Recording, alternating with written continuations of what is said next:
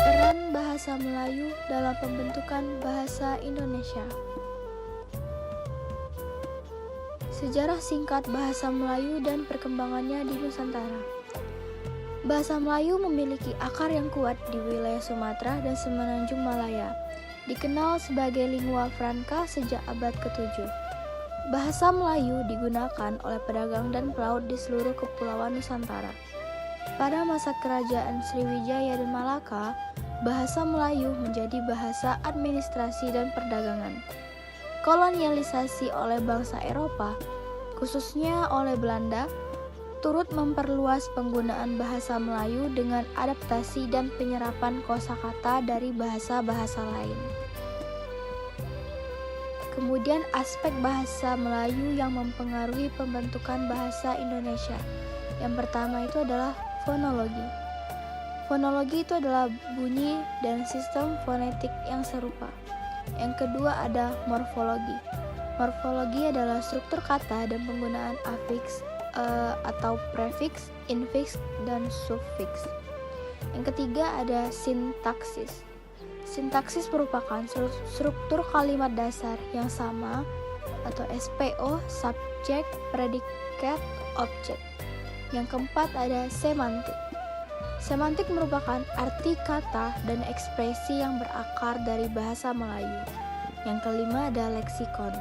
Leksikon merupakan sebagian besar kosakata dasar dalam bahasa Indonesia berasal dari bahasa Melayu. Kemudian membandingkan struktur tata bahasa Melayu dengan bahasa Indonesia modern. Persamaannya itu pola kalimat dasar, SPO, subjek, predikat, objek. Yang kedua adalah penggunaan partikel seperti lah, pun. Perbedaannya, ejaan yang disempurnakan, misalnya OE menjadi U. Kemudian, pengaruh dari bahasa asing seperti Belanda dan Inggris dalam kosakata. Pengaruh bahasa Melayu dalam kosakata bahasa Indonesia. Bahasa Melayu memberikan banyak kontribusi dalam kosakata bahasa Indonesia. Beberapa contoh kata yang berasal dari bahasa Melayu ada seperti rumah, air, keluarga, bahasa, makanan, jalan, rakyat, adil, sistem, dan budaya. Peran Sumpah Pemuda 1928 dalam menjadikan bahasa Indonesia sebagai bahasa persatuan. Sumpah Pemuda 1928 adalah tonggak sejarah yang signifikan di mana para pemuda Indonesia berikrar untuk menjadikan bahasa Indonesia sebagai bahasa persatuan. Sumpah ini membantu memperkuat identitas nasional dan mempermudah komunikasi antar suku bangsa di Indonesia. Mendorong penggunaan bahasa Indonesia dalam pendidikan, pemerintahan, dan kehidupan sehari-hari. Proses standarisasi bahasa Indonesia dari bahasa Melayu dan tantangannya. Setelah Sumpah Pemuda, bahasa Indonesia mulai distandarisasi melalui beberapa tahap. Yang pertama, ejaan Van Ophuijsen. Itu sistem ejaan pertama yang digunakan. Yang kedua, ejaan yang disempurnakan atau AYD. Diperkenalkan pada tahun 1972 untuk menyederhanakan dan menstandarkan ejaan. Kemudian, Pedoman Umum Ejaan Bahasa Indonesia PUABI. Panduan terbaru untuk ejaan dan tata bahasa. Tantangannya, keberagaman dialek di berbagai daerah, pengaruh kuat dari bahasa daerah dan bahasa asing, penyesuaian ejaan dan tata bahasa agar mudah dipahami oleh seluruh masyarakat Indonesia. Pengaruh bahasa Melayu dalam penggunaan bahasa Indonesia sehari-hari. Pengaruh bahasa Melayu masih sangat terlihat dalam penggunaan bahasa Indonesia sehari-hari.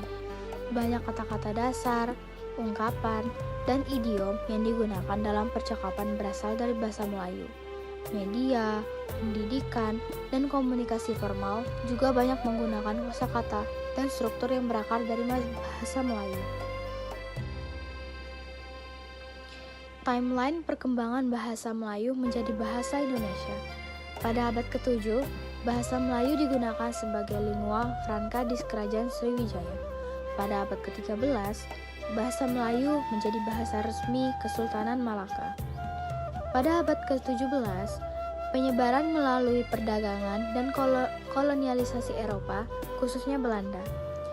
Pada awal abad ke-20, bahasa Melayu digunakan sebagai bahasa pergerakan nasional. Pada tahun 1928, Sumpah Pemuda ikrar untuk menjadikan bahasa Indonesia sebagai bahasa persatuan.